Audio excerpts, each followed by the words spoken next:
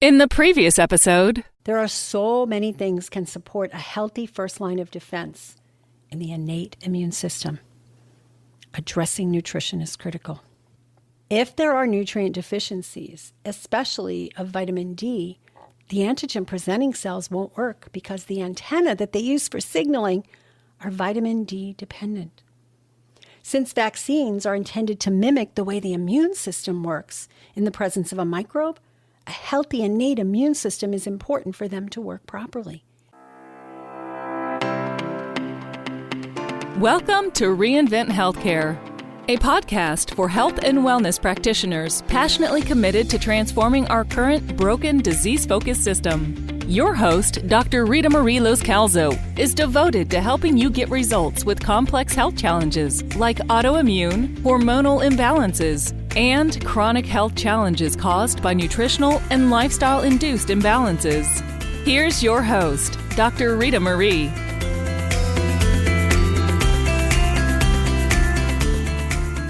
Welcome back to Reinvent Healthcare, the podcast for health and wellness practitioners who are passionate about making a difference. On today's episode, we're going to explore how autoimmune disorders can be managed using the power of foods. Most doctors tell their patients that autoimmune diseases are not reversible. They tell them they have to live with it, that it's a lifelong affliction, and the symptoms can be managed by medications.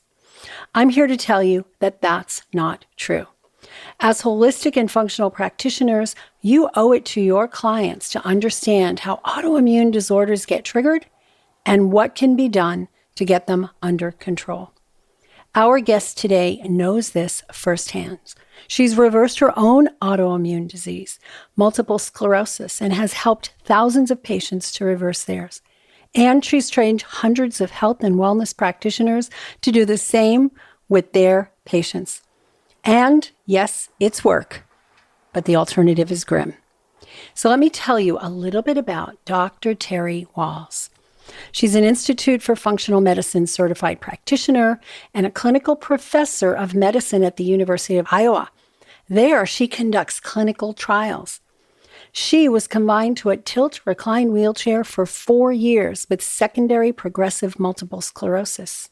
She restored her health using a diet and lifestyle program she designed specifically for her brain, and she now pedals her bike to work every day. Yay!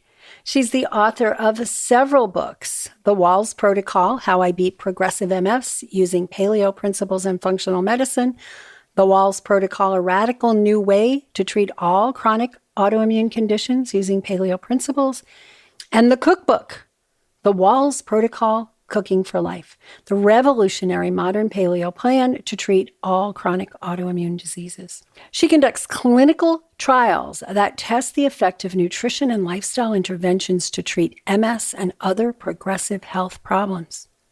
She also teaches the public and medical community about the healing power of food and a therapeutic lifestyle and the changes that help people to restore their health and vitality. She hosts a Wahls Protocol seminar every August where anybody can learn how to implement this. And she teaches health and wellness practitioners how to do this. I've known her professionally and personally for at least 8 years, and I'm super excited to share her brilliance with you today. Welcome, Terry. Hey, thank you so much for having me. I am so excited to have you here because you are always a wealth of information. You're always a breath of fresh air. And I love the way that you talk about all this and the way you teach people how to help.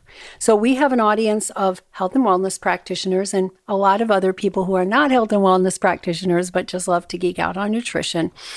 And I want them to walk away from this episode feeling empowered, that they're not going to be freaked out when clients come in with some sort of blah, blah, blah itis that's autoimmune. And they're like, I don't know how to deal with that. You know, we're going to have more. We know that the coronavirus leaves a certain number of people with this persisting long COVID. That is activation of their innate immune system, a lot of fatigue, pain, brain fog. And many of us have come to think that this is a prodrome for a systemic autoimmune condition. Now, some of those folks will quiet down, but unfortunately, many of those will then be more likely to develop RA, inflammatory bowel disease, multiple sclerosis, or any of the other autoimmune problems. So the numbers of people suffering from autoimmunity certainly has continued to climb year on year, and I'm convinced will be sharply up as a result of the pandemic. So for all the practitioners out there, the demand for your expertise is only going to increase. Right. I totally agree with that. So medicine thinks autoimmune disease is irreversible. So why do you think that belief is there? And what do you say about that? Well, for a long time, for decades really, we've known that autoimmunity is some genetic vulnerability plus an infection that's probably acquired in the first 2 decades of life. And we have 16 different microbes that seem to increase the risk slightly. And then these other environmental factors. And so there's a lot of focus on, well, we don't really know what the cause is, so we're going to use drugs. Finally, there's more interest and more research on what are the environmental factors. And so people talk about vitamin D, obesity. And I'm very excited to say that we now have several researchers, not just me, doing clinical trials of dietary studies in MS. I'd say MS is leading the way because of my work. There are some more dietary studies in other areas of autoimmunity. And there are now some animal models trying to do dietary studies in animals. So slowly, well, I would say in the last 10 years, we've made tremendous progress. 10 years ago, I was condemned for my message by the neurology community. Now, in the last 10 years, I'm recognized as one of the leading dietary intervention researchers. So we've made a lot of progress. There are more conventional neurologists who say diet does matter. You can't be eating a standard American diet. And there's probably more rheumatologists, more GI doctors who are saying diet matters. Even here at the university, I'm seeing more of my conventional colleagues agreeing with me that yes, diet matters, and they're sending their patients to me into the programs that I offer to get nutritional guidance for their patients. That is so awesome to hear because it's such a dreadful diagnosis for so long that people are like, okay, there's nothing I can do. And to hear that the conventional medical approach, people who are adhering to that are actually listening now. And you came from that, right? You came from a conventional medicine. I came from that, and I'm still there. I'm still at the university. I still have my a half-time appointment. I don't have any clinical practice at the university. I just do my clinical research because I have 3 active trials. I'm writing protocols for 2 more active trials. So we have a lot going on. It's very exciting. We're putting out a lot of publications and a lot of grants. And what is so interesting is that, now I have a secondary appointment in neurology, and I, go meet with the MS clinic folks, and we talk about study design and, our latest studies. And they're very excited to talk with me and my team in terms of what we're doing in future collaborations. That's awesome to hear. So awesome to hear. And because it's got to, we know that, right? It's got to change. And so if you're leading the way here in the autoimmune arena, that opens up for, well, what else can be helped with diet and lifestyle, right? Yeah. People with autoimmune issues have a greater rate of comorbid problems of anxiety, depression. We have higher rates of obesity, high blood pressure, higher rates of insulin resistance, prediabetes, diabetes, and atherosclerosis. It's not surprising because we know, the immune system is overactivated. There's more excess innate inflammation. There's more oxidative stress in autoimmunity. And there's more inflammation and oxidative stress in mental health problems, in metabolic problems as well. So it's not surprising that we have high rates of all those medical complications. The really exciting news, Rita Marie, is in my clinical practice at the VA, when I ran the therapeutic lifestyle clinic and we used, basically the diet and lifestyle approach that I use in my trials, we went to primary care, specialty medicine, and the pain clinic and said, give me your sickest people, the people that you're not really helping, and the people that I want, folks with chronic pain and fatigue. When I was a conventional doc, those were the worst people to take care of because I didn't have anything for them. And so I'm going to them saying, give me those people. Now, I'm not going to do drugs. We're going to be doing diet and lifestyle. You'll still do the drugs. And so we got a few referrals and had remarkable success. Then we got a few more with more remarkable success. And then the flood came. So I kept having to redesign my clinic to accommodate the number of referrals that were coming in. So we went from small group appointments to large group appointments to classes. And then VA central office wanted to know what was going on, and they came out to see what I was doing. I thought, oh my goodness, am I going to be in trouble now? But they ended up really liking what we were doing and incorporated some of our principles into their whole health clinic. And that's when, 2017, I made the big decision of I should retire from the VA, still stay at the university because I wanted to keep doing the research, but then I could take on teaching the public and teaching other health professionals what I was doing. And so, that's what we've been doing, 5 years now. Wow, it's been that long already. Holy cow. I remember meeting you right before your first book came out.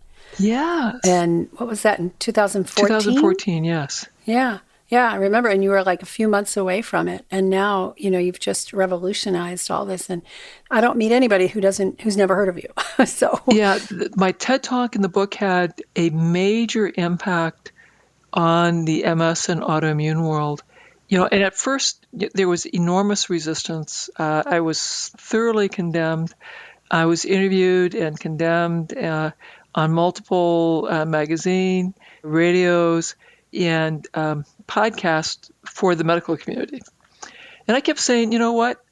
I am very, very clear to say this is my experience, this is the scientific rationale, and invite people to talk to their primary care team about eating more vegetables, meditating, and getting a referral for physical therapy for an exercise program, and working with your medical team. So I was very careful to put it in the context of, yes, work with your medical team, but we have a lot of research that meditation is good for you. We have a lot of research that vegetables are really good for you. We have a lot of research that exercise is good for you. And we can agree that more research needs to be done on whether or not gluten, dairy, and eggs are a problem. I agree that's very controversial. But I disagree that taking sugar out is controversial. I disagree that eating more vegetables is controversial. And so I kept saying that message over and over again. And gradually, as our research publications kept coming out, and they were positive and positive and positive, and our research publications are cited and cited and cited. And then, Rita Marie, the thing that really got the university's attention was when donors would cold call the university to say, my life has been touched by Dr. Wahls, and we'd like to make a donation to support her research. And so we'd established a research fund. We had it up on my website. And we started getting, really sizable donations coming in. And then the dean's office schedules me to come down and meet with the dean. I think, oh, dear God, I'm in trouble now. What have I done? And the dean was saying, the university has never had people cold calling to give us six-figure donations to the university. Never. So tell me more about your story and what you were doing. And that really got me a little more support from the university and their philanthropic arm. So I've been able to do a number of studies, very innovative pilot studies, because we're supported through philanthropy. In fact, the study that I'm launching just now, the efficacy of diet on quality of life in MS, compares the ketogenic diet, the paleo diet, and dietary guidelines for America for 2 years. in people with relapsing remitting MS. These folks, we expect that all 3 diets will be helpful, and we'll be able to show what happens to the brain, and what happens to quality of life, what happens to clinical outcomes in these 3 groups. This will be the largest and the longest dietary study that's been done to date. It's really quite remarkable. And this is remarkable because, my protocol has been so effective, and we've been able to help some people who have the means to say they would like to fund more important dietary intervention studies. This is awesome. It's just such a move in the right direction. So I would like to hear more about, our listeners here, right, as health and wellness practitioners, and they have somebody come in and they're devastated by this diagnosis. And where do they start? Like, what's the first step that you recommend? Well, I always used to say, originally it was, adopt the Wahls diet, at least level 1, stressing green leafy vegetables, sulfur-rich vegetables, deeply colored vegetables, sufficient protein, and getting out sugar, gluten, dairy, and preferably also eggs, although eggs are probably not as critical as the sugar, gluten, and dairy. I've stepped back a little bit more because my patients have taught me that the first thing I have to help them is, one, believe that it's possible to stabilize their disease using diet, lifestyle, and self-care. And then we have a conversation that, we have the diet component, we have stress reduction, we have exercise, we have sleep, there are many components of self-care. Which component are you ready to work on? And so when I put it back to them, say, let's pick a component. And for some people, they're like, you know what, I'm ready, I'll do it all. And that's fine, we'll do it all. For the vast majority, they're going to have to pick one, and that's where we start. And while my preference, I think the biggest bang for the buck is diet, for some people, they need to start with stress, or they need to start with exercise and movement first. And then when they have that in a better place, they can come back and say, you know what, I'm ready to begin improving my diet. So I think it's really important that we listen to our patients, and we can tell them that diet and self-care is going to be really important and can be very powerful. But whatever intervention we do, it will be more effective if you actually do the intervention. So yeah. if you are going to do a diet, you actually do whatever dietary intervention that you want to do. And so for some of my folks, it's like, you know what, I can't do it all, but I'll go gluten-free. And that's all I can do. Or maybe all I can do is the Mediterranean diet. Like, okay, that's fine. We'll start there. Or maybe all I can really do is I'll commit to doing a 4-7-8 breathing practice, and I'll start there, and I'll do that right after I brush my teeth in the morning. So whatever it is we're going to do, I want to be sure that we pick a practice that the person can do. And the other thing I suggest is, why don't you start with a goal of you do that 4 days a week or 5 days a week. You pick whichever number. And when that is good, you go up to 6 days a week. And when that is good, you try and get to 7 days a week. And when it's good at 7 days a week, we'll add another practice or go to the next level. So, because I want people to be successful. Yeah. And it is a slow process if you do it that way, but the adherence to the protocols is going to be much better. Correct. Now, I am open to saying, now, if you want to hear everything that you can do and you want to do it all, and you're in a place where you and your family can remove the temptations from your environment for the things that you've decided to remove from your life, and you want to go down that path, I'm more than happy to support you down that path. But I realize that's really hard, and if we need a slower path, we'll do that for you.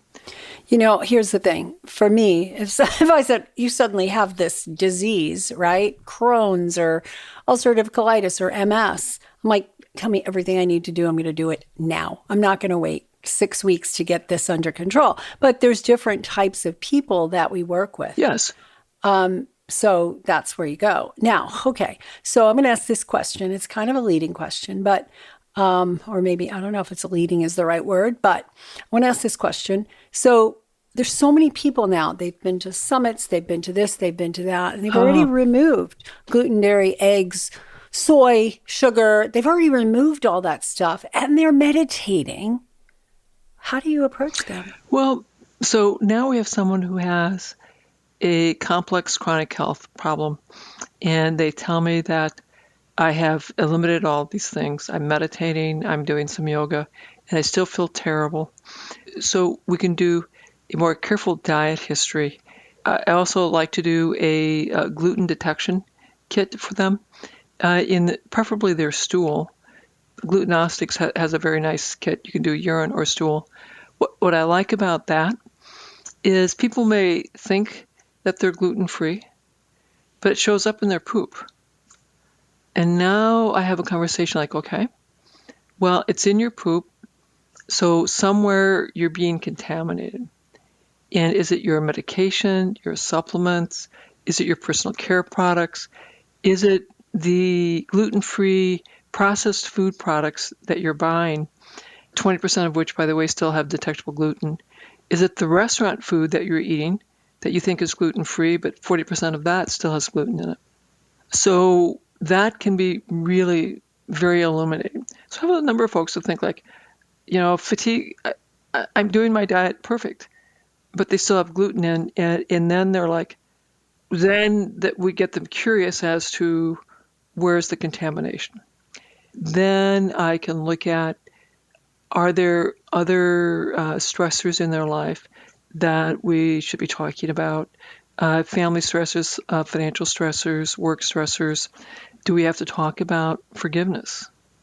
I can talk about my own life that, like many people, I made some poor choices as a young person, and I deeply regretted some of my choices and felt a lot of self-loathing over those choices for a decade. And I'm sure that self-loathing accelerated my inflammation, my disease processes. And it wasn't actually until I had my son, I realized all those mistakes that I made, all those decisions that I made in my life before my son was born had to happen exactly as they did for him to happen. I finally forgave myself for being young and foolish. So I tell that story, and that story elicits so many tears because many of us, we have people we have to forgive. Sometimes it's ourselves. Often it's ourselves. Sometimes it's other people that we're going to have to forgive and let go. And so that might be part of what's going on.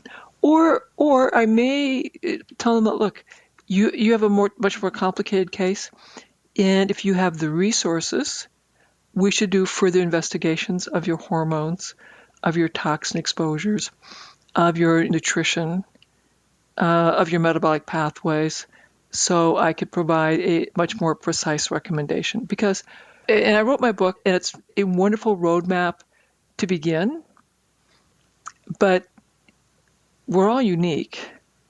And so it will get you started. If it doesn't get you the results that you're hoping for, then we need further personalization with a skilled practitioner such as yourself or myself or any of the people that you've trained, Rita Marie, who can understand the person's health history more thoroughly, their environmental factors more thoroughly, and then determine should we investigate with more diagnostics so we could really personalize the intervention. And I'll make the observation that we have people who work with us and have come to my seminar every year who have genetic disorders, muscular dystrophy, cystic fibrosis, genetic disorders that will complicate their lives forever.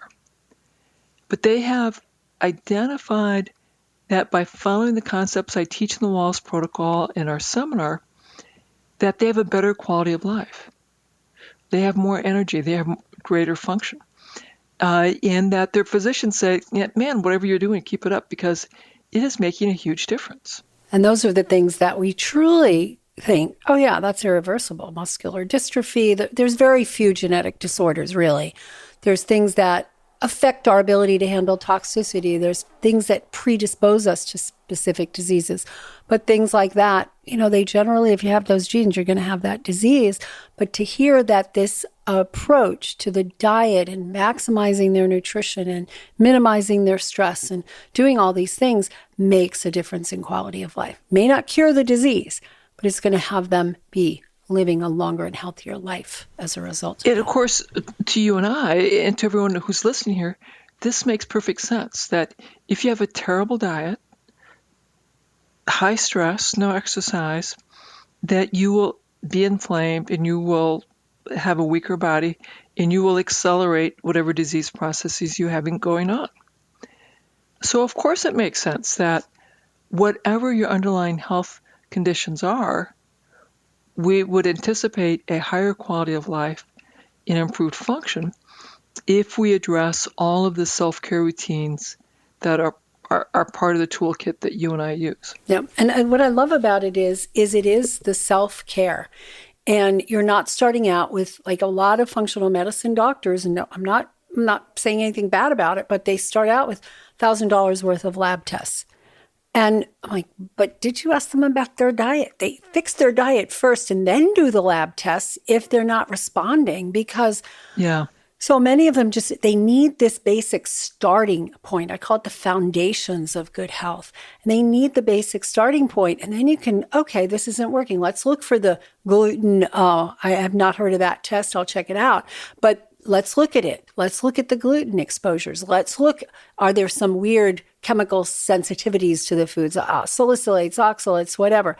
But that's not the first step. The first step is the obvious. And tell us a little bit more about your diet, because I know when I mention to people they should be eating 12 servings of vegetables a day, they freak out. How am I going to do that? So, and I want to remind people, so I'd been a vegetarian about 20 years. I was diagnosed with MS, saw my neurologist.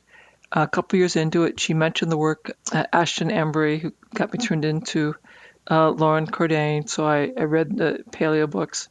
And after a lot of prayer and meditation, I went back to eating meat. I continued to decline, even though I'd given up dairy, grains, legumes, gradually reintroduced meat back into my diet. But I thought, this might take several years to stop the damage. So I was still paleo 5 years, 4 years into a reclining wheelchair, reading the basic science, discovering functional medicine. I had a list of supplements I was using, slowed my decline. Then I had this really big aha in the summer of 2007, what if I redesigned my paleo diet based on all the science I've been reading? And so I did that, and it was stunningly fast how rapidly things changed for me. At first, I just had lists of foods that I was eating, but then when I began teaching this to my veteran patients, I realized I had to make a set of easily remembered rules for them so I could teach it and they could remember it. So it looks like this. We add in the good food first. And it's 3 cups of leafy greens, 3 cups of sulfur-rich in the cabbage, onion, mushroom family, and 3 cups of deeply colored like carrots, beets, berries. So that's 9 cups of fruits and vegetables. And my vets would say, is that per week or month? Yeah. I know. Oh, that's every hour. No, that's per day. Every day. Get that down, and then we want to be sure that we have protein. Then I sort out, are they a vegetarian or are they a meat eater? And we'd have strategies for meat eaters and strategies for vegetarians. And after they got their 9 cups of vegetables in, then the next time I saw them, then we'd talk about getting rid of the sugar, getting rid of the processed foods, getting rid of gluten and dairy. And I encourage them to also take eggs out for at least a month and then put the eggs back in to see if eggs were a problem. And I would have a conversation ideally you take the gluten and dairy out for 3 to 6 months before testing to see if you can tolerate it. If that feels too long, what's a length of time that you'd be open to trying? And I could typically get them to do at least 2 weeks. And say, okay, after 2 weeks, then you decide, are you feeling better or not? And if you're not feeling better, have the gluten and dairy. And then when I see you again, tell me how it went. It is very helpful to let them, first you add in the good food and have that get under control. Then you take away the foods I think are problematic. Let them decide what the start date is and how long they're going to have the food out before they test putting it back in. And I'd say you're the principal investigator of this experiment, so do a good job, and let's pick a start time. We'll put that in the chart here, and then when I see you next, you'll report back on your experiment. It is so similar to the approach I take, only I've been doing 12 cups. Yeah, I think 12 is marvelous. But 9 is more doable. 9 is good. And with my ladies, I acknowledge that if you're very petite, you might not be able to get 9 in. If you are a big guy, 9 may not be enough, that we're going to need more. But 9 is a great place to start because then you have 3, 3, and 3. And the goal is for you to not be hungry. So if you're still hungry, eat more vegetables, insufficient protein. There's no need to be hungry. There's also no need to stuff yourself beyond what you can comfortably consume.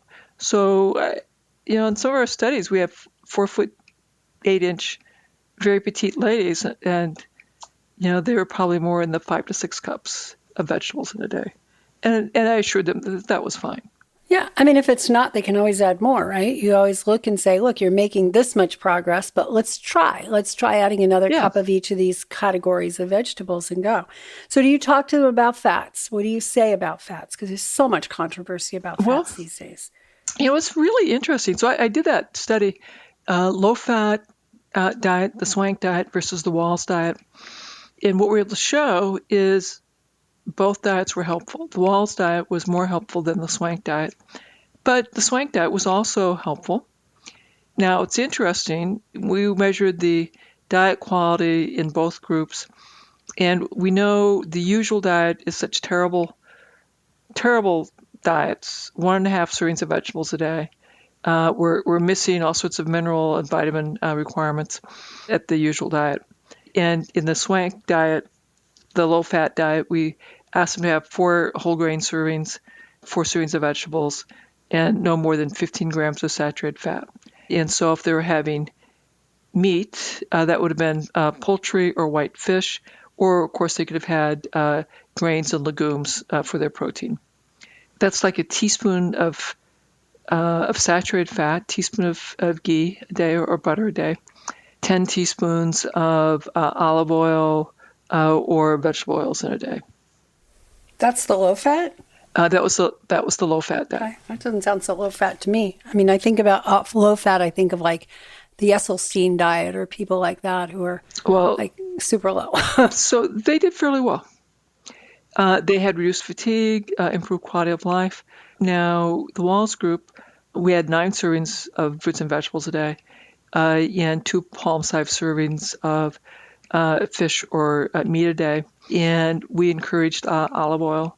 We encouraged, if you were going to fry your food, to use a saturated fat.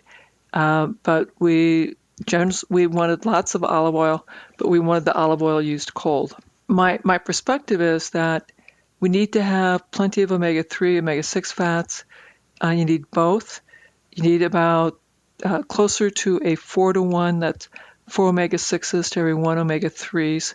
That's the optimal ratio in terms of brain health, in terms of neurotransmitter formation. For autoimmune, for RA, it's probably a little closer to 2-to-1.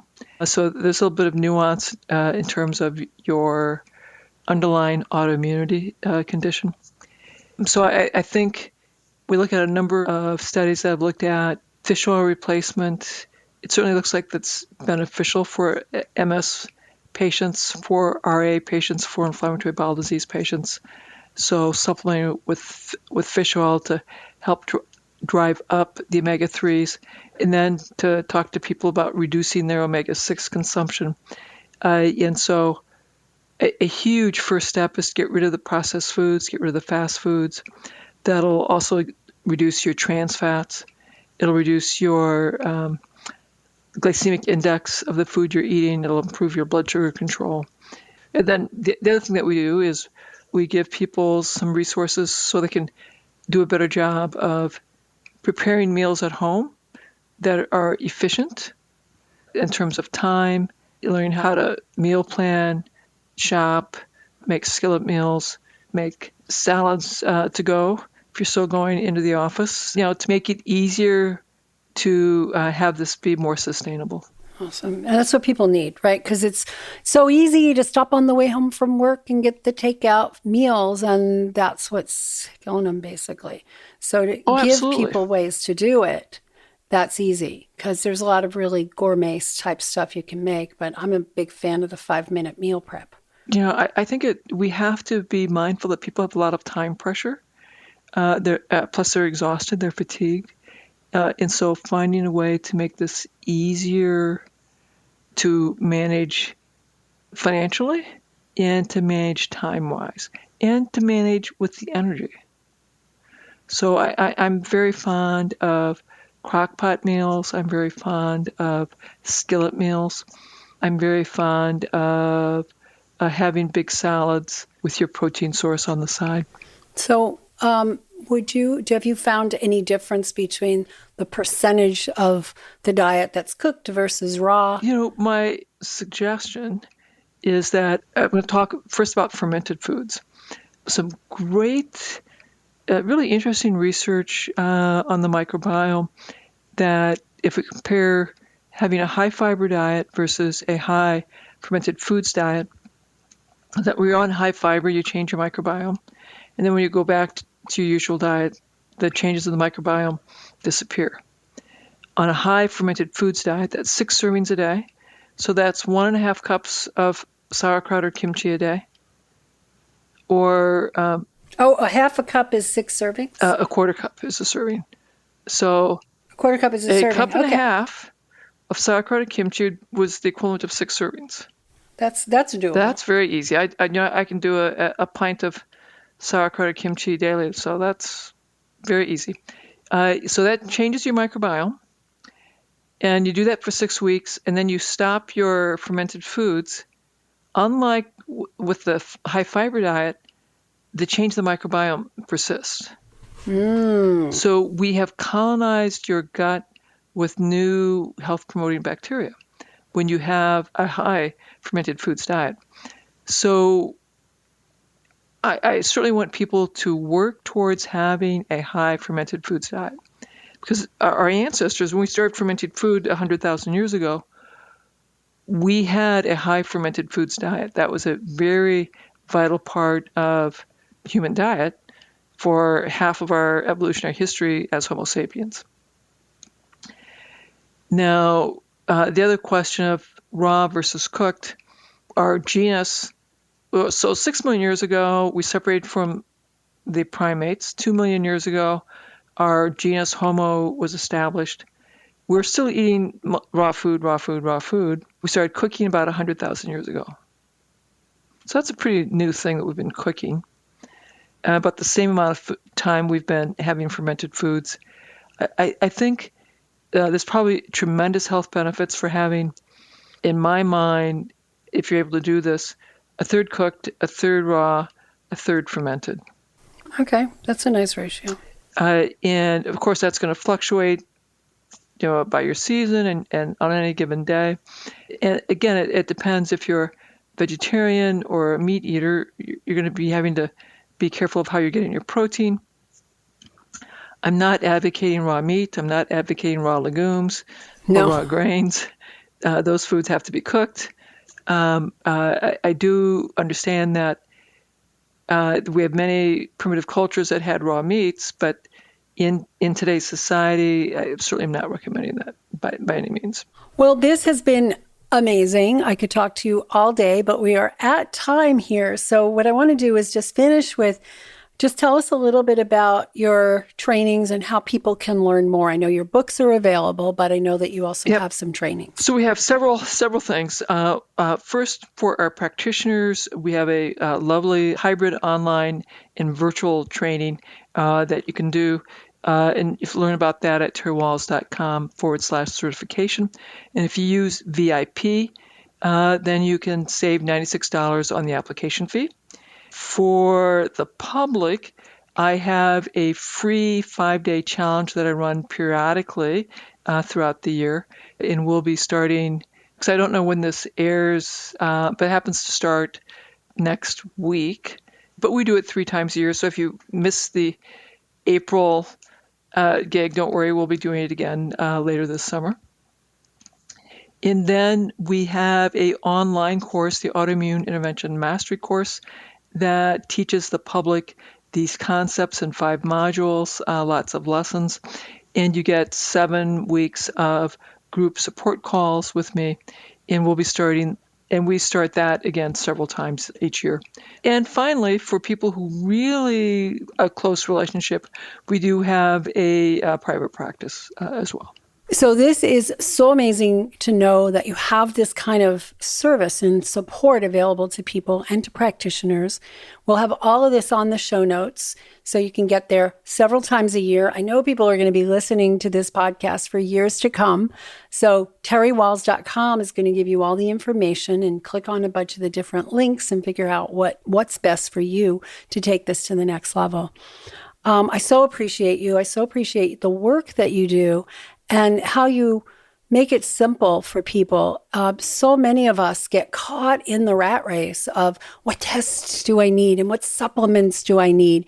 Meanwhile, you can't out-supplement a bad diet, right? You can't keep eating M&Ms and say, well, I'm taking my supplements. Why am I not? I'm meditating. Why am I not getting well? So you take it down to that practical step. And I think that's what we need to do, not just for autoimmune disease, but for everything that people are coming to us and suffering with.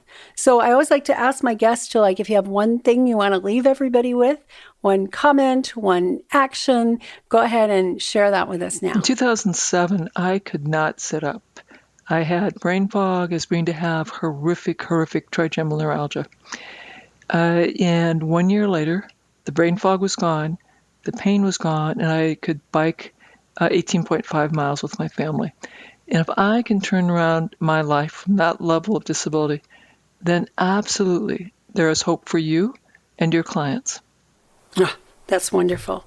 So thank you, everybody, for listening today. We've been talking to Dr. Terry Wahls. She is just out there, a pioneer in this world of helping people to overcome autoimmunity, like multiple sclerosis. This is one of the most severe forms, and help them live a good life again. And here's my take. You got to do the work.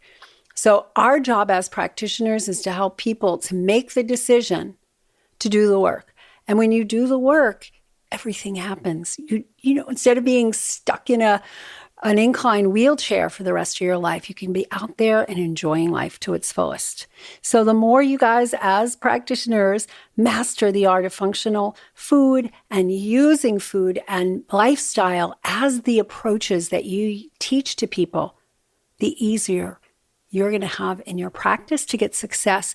The more success you're going to have, the more referrals you're going to have, and the more fulfilling and rewarding and thriving your practice is going to be.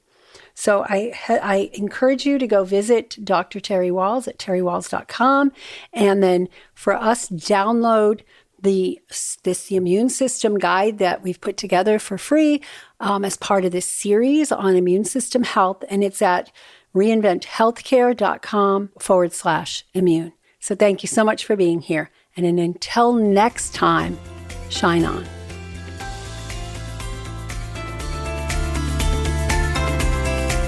Thank you for listening to the Reinvent Healthcare podcast. Join the movement of practitioners that are guiding people to actually get well rather than covering up their symptoms. Connect with us at reinventhealthcare.com to access resources and tools that will empower you to create a thriving health practice.